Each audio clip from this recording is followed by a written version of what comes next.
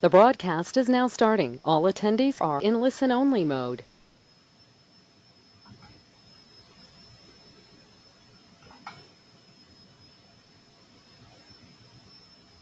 Hello, everyone, and welcome to today's Policy and Legal Services webinar, Let's Talk Policies. My name is Tara McCall, and I'm the staff attorney here at SCSBA, and I'm joined by Dr. Tiffany Richardson, General Counsel and Director of Legal and Policy Services. Good afternoon. One thing to note about the webinar, we are not live. We had to re-record due to technical difficulties. So if you missed us in the live version, you missed out on all the good stuff. Sorry.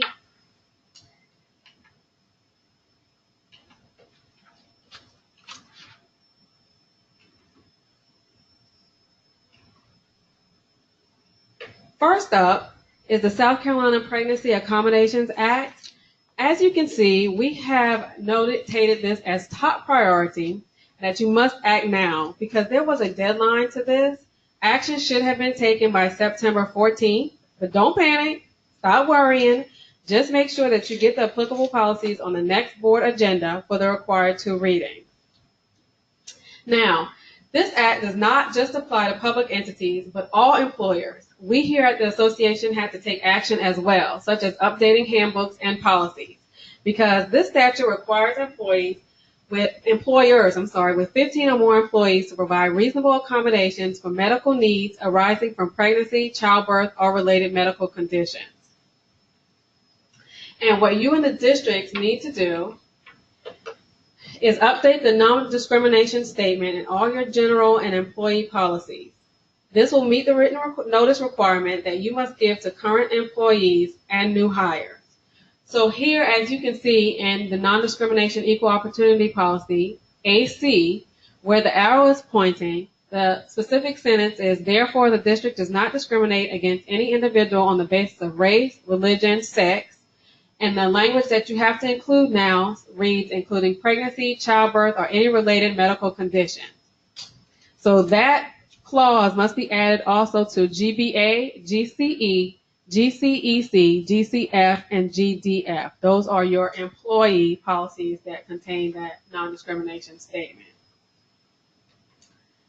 And lastly, you must update your notices. And most of these are found in your common areas, such as employee break rooms, copy rooms, workrooms, and so forth. You can get these from the South Carolina Human Affairs Commission. The contact information for the specific person is listed on the slide. Okay, we also want to remind your school board to pass a resolution on its participation in the community eligibility provision. The community eligibility provision is a meal service option that allows schools and districts located in high poverty areas to provide free breakfast and lunch to all students without the burden of collecting household applications to determine eligibility for school meal programs. There are 3 different resolutions, draft resolutions that were included in the Policy and Legislative Update Manual, and your board should adopt the one that applies to your district. So you see here we have participating in community eligibility provision, electing not to participate, and not eligible to participate. Let's look at a sample resolution. Your board is going to need to pass this at a properly noticed meeting. It does not require 2 readings like a policy, and it just needs a majority vote. One final note is that the proviso requiring this resolution required districts to publish this resolution concurrently with the proposed district budget. Now, budgets for this year are long since complete, so the resolution should be passed as soon as possible. Now, if anything changes with your district's participation, a new resolution should be passed concurrently with your budget in the spring. We had a question on this. Our district has adopted the Community Eligibility Program, resolution as required. Where am I to send this signed documentation? And we reread that proviso just to see if the legislature required it to be posted. There was nothing indicating that. So just make sure to keep that, the passage of the resolution, that it's notated in your minutes, and you're going to keep it with your board packet on file, and you are done. Next up, photos and videos under FERPA. We have all had questions about whether a photo or a video, whether it is a student record under FERPA. And the U.S. Department of Education issued guidance after receiving a question from a district about a video that showed a fight. The district asked whether the video was an education record for all students shown in the video? And the answer is the video is only an education record for all students disciplined as a result of the incident shown in the video. And shortly thereafter, the department published the frequently asked questions document. Questions that you will find and answers and explanations, great explanations, include but are not limited to: when is a photo or video of a student an education record under FERPA? The answer is when it's directly related to a student and maintained by the district.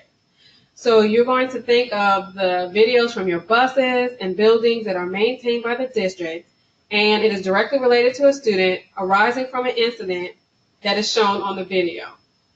Other questions include: can the same recorded image be the education record of more than one student under FERPA?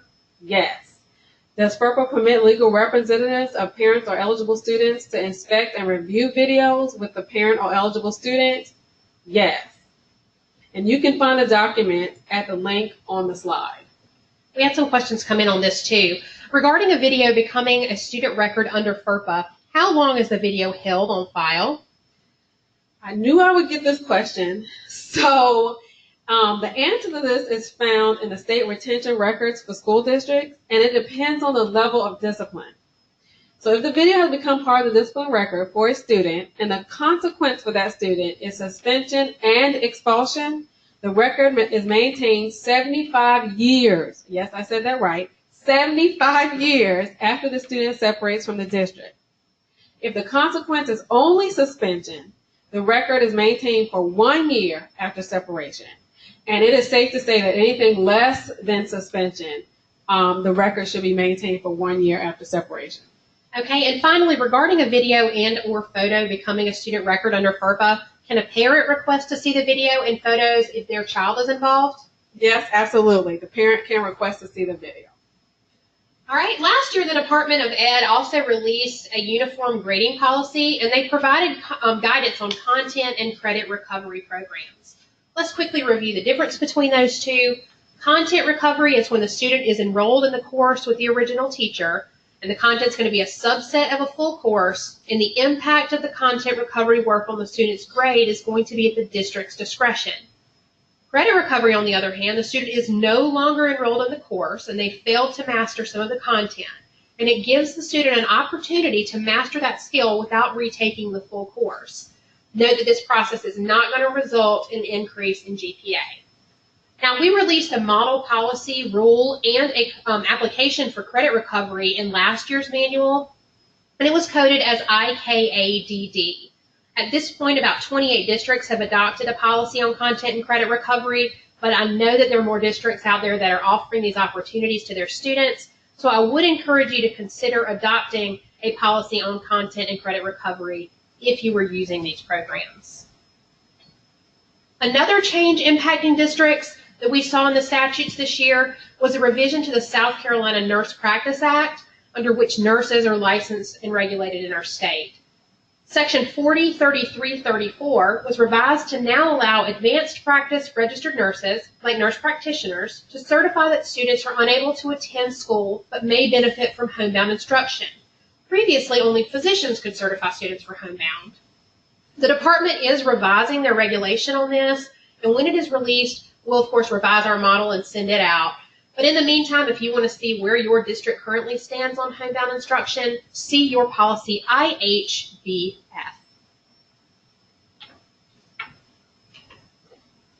Marching band and opioid instruction.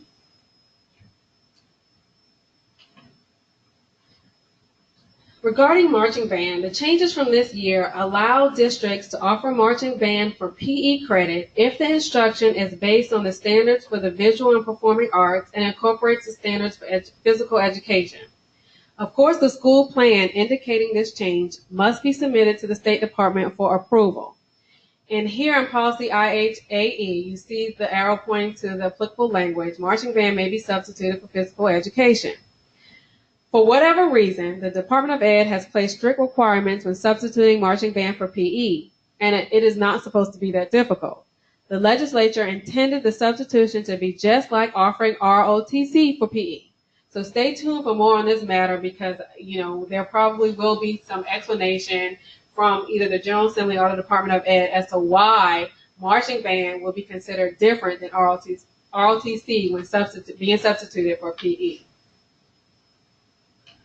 Also, the change that had to be made regarding this substitution is IKF-R, graduation requirement, and with the arrows pointing, you see either PE, junior ROTC, or marching band for that particular credit.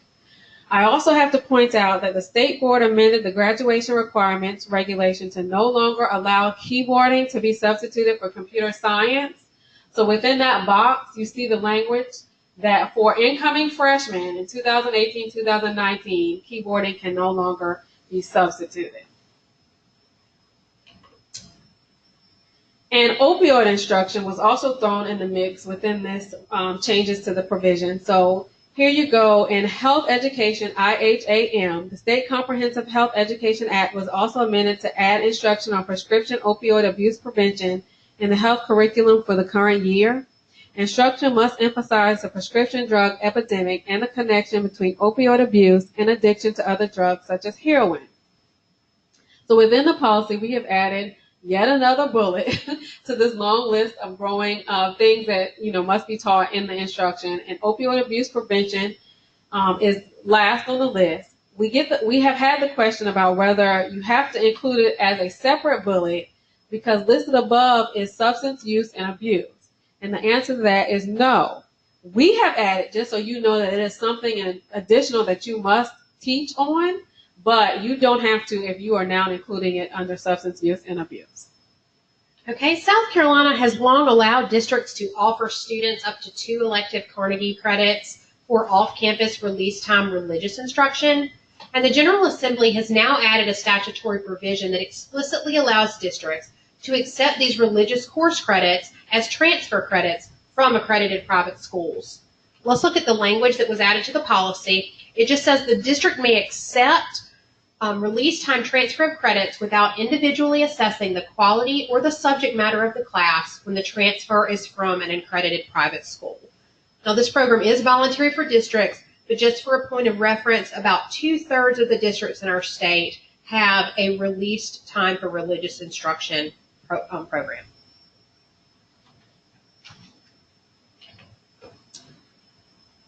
While we're on the subject of religion, an interesting case that was passed or decided this year in the Fourth Circuit is Lund v. Rowan County, North Carolina, which deals with prayer at board meetings. In this case, the legislative body before the courts is akin to county councils here in South Carolina. So still not a school board case, but this is the Fourth Circuit, which governs South Carolina. Now, I will tell you that we have the South Carolina Prayer and Invocations Act, Statute 61160, which does allow school boards to pray at their school board meetings. However, we have not yet heard from the courts whether school boards sit in the same posture as other legislative bodies because of the tie to education. So until we get an answer to that specific question, and we're going to keep informing you and keep you updated about the cases that are passed in the Fourth Circuit or by the Supreme Court that deal with prayer at board meetings. And in this particular case, the court held that there was a stark contrast between the county board's practice of praying themselves and the inclusive minister-oriented prayer practice in Town of Greece. If you recall, in Town of Greece, the council members were not praying themselves, but were bringing in outside ministers on a rotating basis. In this particular case, the council members were praying themselves.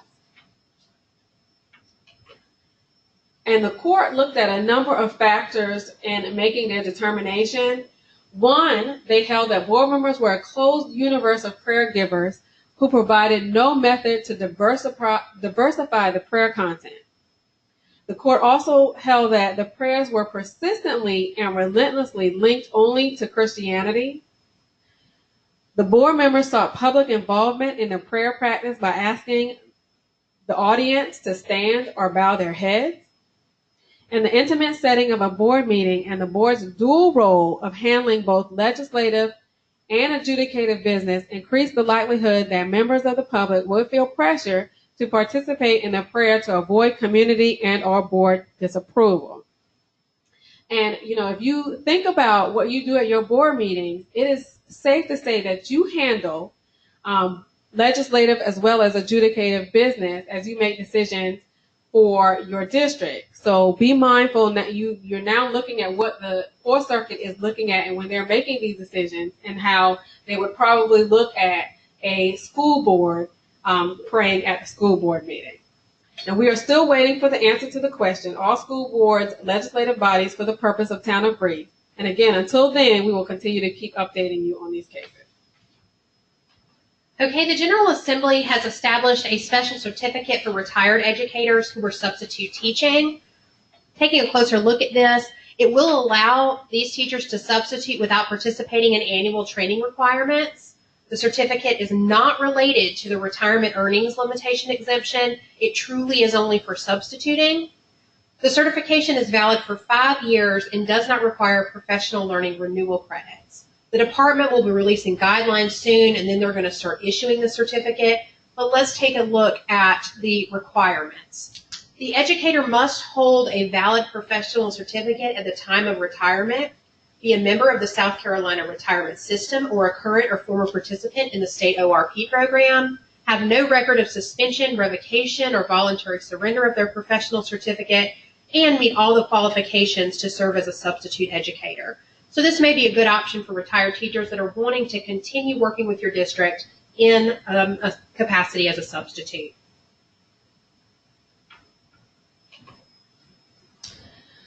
Next on the list is unused teacher leave pay. And this statute or provision allows school boards to adopt a policy or program to pay certified and non-certified teachers, certified media specialists, certified guidance counselors, and career specialists for unused leave in excess of 90 days. Some districts were already offering this incentive, and any district could, so this provision was not really necessary, but it's there now for districts to use.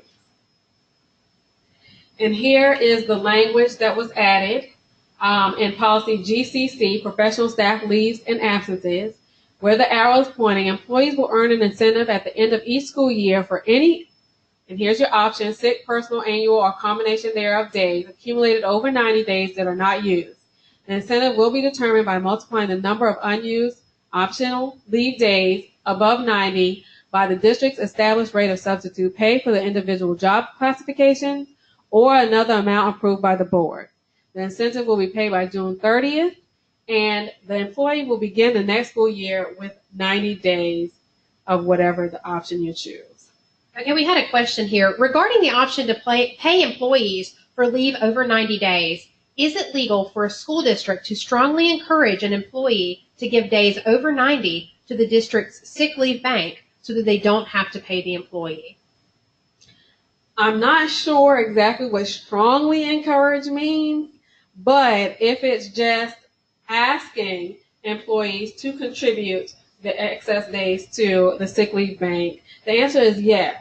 The district can encourage employees to donate sick leave to a sick leave bank for the benefit of fellow employees. Again, please note that the incentive to pay employees for leave over 90 days is optional. If the district does not offer the incentive, employees with more than 90 days will lose the extra days as only 90 days can be carried to the next year. Under those circumstances, it would seem beneficial to donate the days that will be lost to the sick leave bank. There have been many revisions to the FOIA over the past few years, including some substantial revisions relating to amending agendas that were passed in 2015. Now, I'd like to say that all the districts have updated and current FOIA policies, but there are at least 24 districts who have not updated the FOIA changes from 2015. Shame. Shame, shame, shame. And we laugh and we joke. However, please be mindful that it is serious. The key word that Tara said was 2015. It is 2018. So I am sincerely hoping that those districts who have not updated their policy have not been amending their agenda incorrectly. Because as you have media outlets and individuals who love to sue for violations of FOIA. So please, please, please update your policy so that you will, if you have to amend your agenda, you will be doing it correctly. All right, let's review quickly the process for amending an agenda. Remember that no items may be added without a 24-hour notice to the public that's going to be made in the same manner as the original posting, and it does need to be on the district website. All of you have them, and that is part of the FOIA statute. If you're going to be amending your agenda during a meeting for something like adding a discussion item, 2/3 vote of the members present and voting is going to be required. If you are amending to add an item where final action will be taken without prior notice to the public, you're going to need 2/3 vote and a finding that an emergency or exigent circumstance exists. It's also important to remember that the vote, and if applicable, that finding should be noted in the minutes. Okay, on the topic of amending agendas, the Attorney General recently released an opinion that you need to be aware of. And first, let's quickly talk about what an Attorney General's opinion is. Elected officials, state agencies, and a few other groups are entitled to legal advice from the Attorney General's office. An Attorney General's opinion is a public document that responds to a specific legal question and represents the highest standards of legal research. But remember, these are only opinions. So how do they impact the law? Well, they are persuasive to the courts. They are not binding. The court does not have to follow them. And if they disagree with the Attorney General's reasoning, the court's not going to follow it. It acts as guidance. It is not considered law. So looking to the specific opinion that was published on September 5th of this year, first, the Attorney General reiterated that adequate notice to the public is extremely important when we're talking about meetings of public bodies. And then they acknowledged that the words emergency and exigent circumstance weren't defined in FOIA. So they looked at several definitions for an emergency, and they kind of threw around 3. Circumstances both unforeseen and beyond your control, which may not be reasonably overcome, a situation where adverse events are imminent, and circumstances calling for immediate action. So finally, in answering the legal question, this specific opinion, the Attorney General said the statutory deadlines cannot be deemed emergencies. So like Tiffany was talking about that September 14th deadline for the Pregnancy Accommodations Act, if your meeting was the 14th, you couldn't amend your agenda to change your policies at that meeting. You would need to wait until the next meeting so that you could give sufficient notice under the FOIA.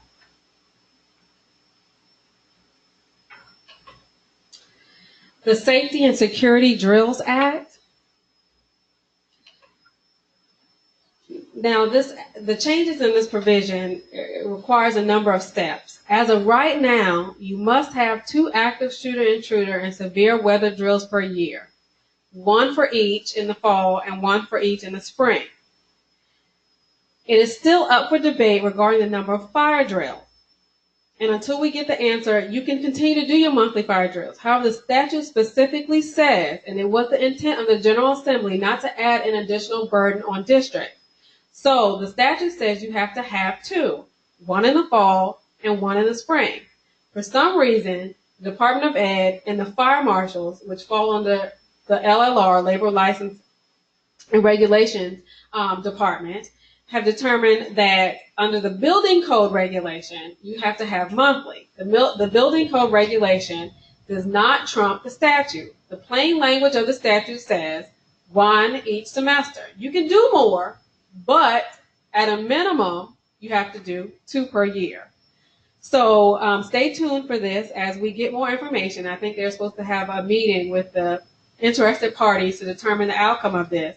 We will keep you informed as to the final say-so. Okay. In the future, the State Department and SLED have to issue guidelines regarding the active shooter-intruder training and develop training materials. Apparently, they have contracted with a national organization called Safe Haven. So far, what you see added to the policy in blue is all the guidance that has been issued, and it's that paragraph where the arrow is pointing. Still to come, the State Department and the Office of the Fire Marshal has 1 more year to develop fire and safety policies and programs. And then the school district has until school year 2020-2021 to adopt the fire and safety policies. All right, there's an exciting new program of study for students with disabilities, and a model policy and rule were found in this year's update manual, coded as IKFC. So let's take a look at that policy. The employability course of study is intended for students with disabilities who have an IEP and who may be unable to successfully complete all the requirements for a state high school diploma. The student's IEP team must agree in writing that the employability course of study is appropriate for the student. Now let's look at what this credential requires. It requires 24 course credits. It requires students to develop a career portfolio, including a multimedia presentation project, work readiness assessment results, and requires work-based learning and training totaling at least 360 hours. Now there are many opportunities for students to meet the 360-hour requirement through school-based, community-based, and paid or unpaid employment. Now, the Department of Ed has released a ton of guidance on this employability credential, including a 5-minute overview video that can be shared with staff and parents, a work experience matrix to help identify potential work experience opportunities, and a frequently asked questions document. All of this and more is available at thesouthcarolinacredential.org. Another interesting case that was decided this year, or at least part of it was decided, is Kenny v. Wilson, which is a Fourth Circuit case.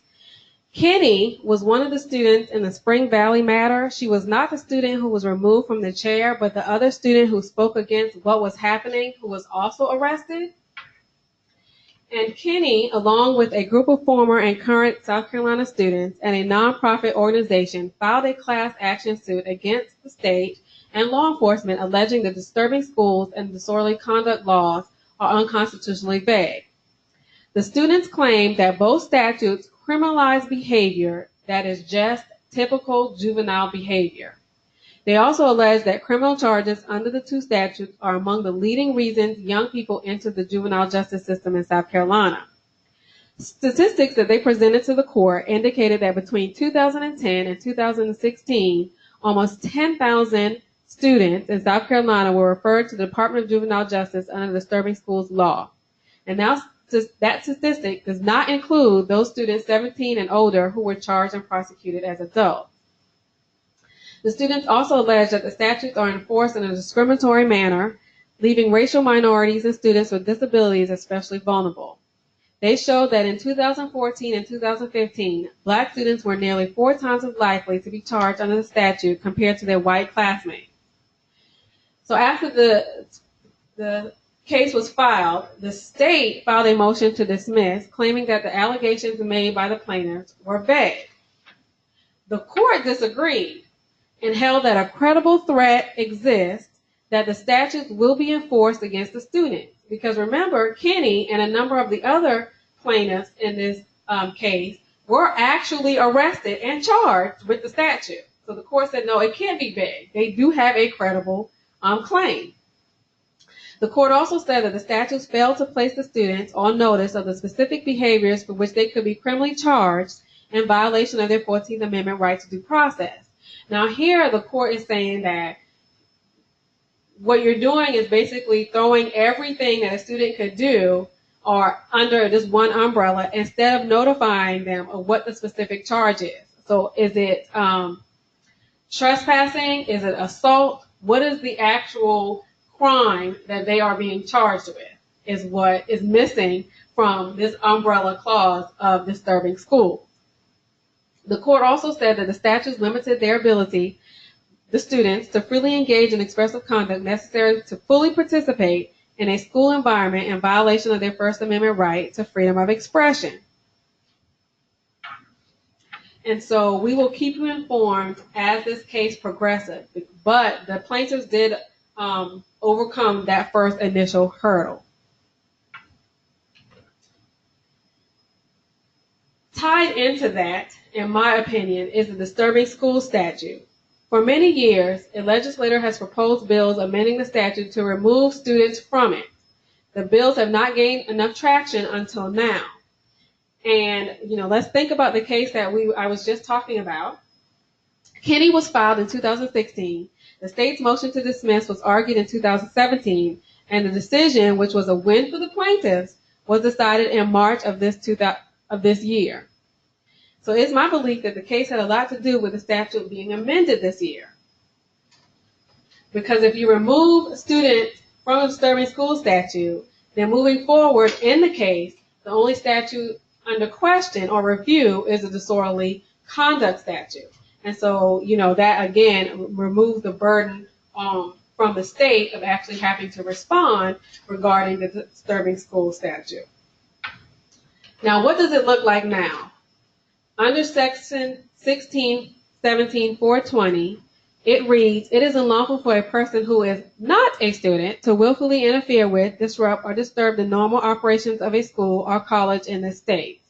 Section B defines a person who is not a student as a person who is not enrolled in or who is suspended or expelled from the school or college that the person interferes with, disrupts, or disturbs at the time the interference, disruption, or disturbance occurs. And here's a list of things that a person who is not a student can be charged with if for violating the statute. And just to recap one more time, we had this question regarding students being removed from the disorderly conduct statute. Does this prevent students from being arrested for actions other than what they could be arrested for legally outside of school? Yes, this prevents students from being arrested arbitrarily under a vague umbrella provision. Students can still be charged with a specific crime. Again, either assault, trespassing, harassment, and the list goes on. Along those same lines, a new statute came out of these revisions to the statute Code of Conduct, 1617-425, which reads, it is unlawful for a student of a school or college in the state to make threats to take the life of or to inflict bodily harm upon another by using any form of communication whatsoever. So you think this will be helpful in the situations in light of what's going on across the nation of students threatening to commit violence on campus. So if you're using any kind of social media such as Twitter, Facebook, Snapchat, even texting, if they're issuing any threats, then that will fall under this clause. Or if they're verbalizing it, if they're putting graffiti on the walls, if they're sending a letter which saying that they are threatening to commit violence on campus, it falls under this provision. All right, because it is election season, we're going to give you a few ethics reminders. The South Carolina Ethics, Government Accountability, and Campaign Reform Act applies to all public officials and public employees. So it applies to everyone from your board members to your superintendent, and from your custodial and food service workers to your teachers. Generally, the Act states that use of public funds, property, or time may not be used to influence an election. It's a big struggle for districts to determine what, if any, political activities can take place on school grounds without violating the Act. So the South Carolina Ethics Commission, who oversees enforcement of the Act, has told districts to look at the predominant purpose of the property at the time of the activity. Is the property being used for public education, or is it being used for entertainment? So, for example, if a board candidate wants to pass out campaign flyers at a football game, because the game is held for an entertainment purpose, the district can likely allow this without violating the Act. Now, they will have to give this opportunity to all candidates equally. In contrast, if the candidate wanted to pass out flyers at a drama class production, this drama production is likely for an educational purpose, and it should not be permitted. The individual should not be allowed to pass out those flyers. Another example, the same test is going to be used to decide if a teacher wanted to wear a campaign t-shirt. At a football game, that would be okay, but during the school day, it's likely not going to be okay. It is very important to note that your district policy can be more restrictive than the Ethics Act. So as you're fielding questions about what is and is not allowed regarding political activity, consult these policies. Policy KI, visitors, is going to help determine when it's appropriate for candidates to visit and for what purpose. GBI, staff participation in political activities, is going to give additional information for your staff. KHE, political solicitations in schools, is going to give additional information for candidates and campaign workers. KF, community use of school facilities, is going to give you information for community forums, candidate facility rental, that type of thing. And then GBEA, staff ethics and conflicts of interest, is going to have information for all your staff here on things like nepotism and other conflicts. And of course, with ethics, this is just the tip of the iceberg. And I know that I've mentioned the Ethics Commission. They have a great staff over there that are willing to help answer specific ethics questions that you can have. So please find their contact information here and do not hesitate to let them know if you have questions. We did have some questions that came in during the webinar. The first question, can a teacher group hold a school board candidate forum on school grounds for the purpose of informing teachers of school board candidates' positions on various issues? Now first, remember the district policy is likely going to control. The teacher group should be treated as any other community group wishing to use a district facility. If your district has adopted model policy KF, community use of school facilities, use of facilities is restricted to recognized nonprofit community organizations. So the teacher group may not qualify to use the facility at all. Now, if your policy would permit such a forum, to comply with the Ethics Act, all the candidates running for a given office must be invited to attend. And we, of course, would encourage the forum to be open to the public to lessen the likelihood of an inadvertent violation of the Act or of the FOIA. Additionally, the forum could not be held during the workday, and of course, attendance could not be made mandatory. We would encourage you to reach out to the Ethics Commission for guidance on your specific situation prior to allowing such a forum to be held. Another question, if a board member is running for re-election, can the person visit schools and board meetings and park their car in the front of the building with their campaign magnet on their car door? So divide that answer up into two parts. First, as to the visit, you're going to check your district policies for guidance because, of course, again, district rules can be more strict than the Ethics Act. For visits during the school day, the board member is going to need to consider the reason for the visit. If the school board members are wanting to visit the school in their capacity as a current board member, they should be complying with board-specific visitation policies, which are likely going to be found in policy BBE, Board Powers and Duties. And candidates should consult other visitor policies the districts may have, likely KI visitors or KHE, political solicitations in the schools. And then, of course, they have to consider that predominant purpose. Looking to the campaign materials on district properties, again, you're going to check your policies for guidance because the rules can be more strict than the Ethics Act. Policy KHE, political solicitations in schools, is likely where information on this subject is going to be found. And the Ethics Commission has stated that individuals should not modify vehicles that will be parked on district property with campaign materials, like place signs in or on them. But they have indicated that a reasonably sized bumper sticker or magnet is likely going to be acceptable. Now, if you wrap the entire car, you have the candidate's face there, and campaign language all over the vehicle, that's probably not going to be okay. And the Commission has also differentiated between the use of the district property at the time the vehicle's parked there. If the property is being used for a predominantly educational purpose, then no activity needs to take place intended to influence the outcome of an election. But if the property is being used for an entertainment purpose, the activity may be permitted at the district's discretion so long as equal opportunities are provided to all candidates. Now, if you need her to, Tara will come to your district and train your board and staff on these ethical issues. There are a lot of them.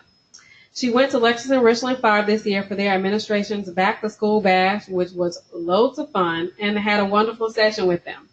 So reach out to us if you would like her to come visit your district. Last but certainly not least is the state funding lawsuit. As we all know, Abbeville v. State of South Carolina, which was decided in 2014 but held over by the court, was released last November. The court voted 3-2 to end the case. So where does that leave us here in South Carolina? Until things change, we are minimally adequate as far as our funding goes. Sad, but true. All right. Well, to wrap things up, if you have any questions that we didn't get to, even though you didn't make the live webinar, feel free to email Tiffany or I, and we will get back with you as soon as we can with an answer. And on behalf of the School Boards Association and Dr. Richardson and I want to thank you for joining us today and enjoy the rest of the afternoon. Thank you.